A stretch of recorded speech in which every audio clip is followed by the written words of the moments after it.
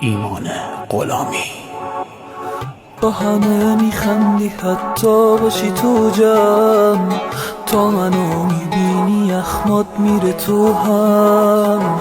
باشه اشکالی نداره، من عادت کردم با تو خوب بودم و گفتی که باهات بد کردم. دیگه یواش یواش ازم سراغی نمیگیری، داری یواش یواش از منم فاصله میگیری. خدا شاهده که بعد من هر کی که میاد حتی یه درصدم تو رو واسه خودت نمیخواد. اگه روت حساس بودم چون دوست داشتم به تو دردمو میگفتم، چون دوست داشتم. اگه میدیدی یه وقتی سری از کوره در میرم، آخه پشت سر در جا چیزای بدی میشنیدم.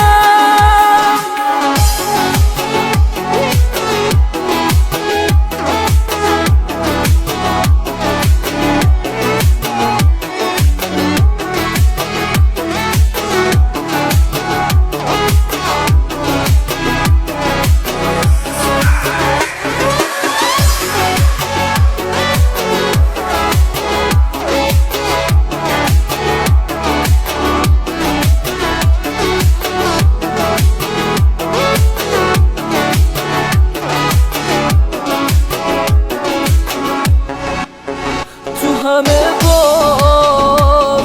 بازیایی که تو دادی به تو باختم، ضربه سختی زدی بهم، اما با سوختم و ساختم. اگه میدیدی که هر از گاه سری از کوره در میرم، آخه پشت سرت هر جا چیزای بدی میشنیدم.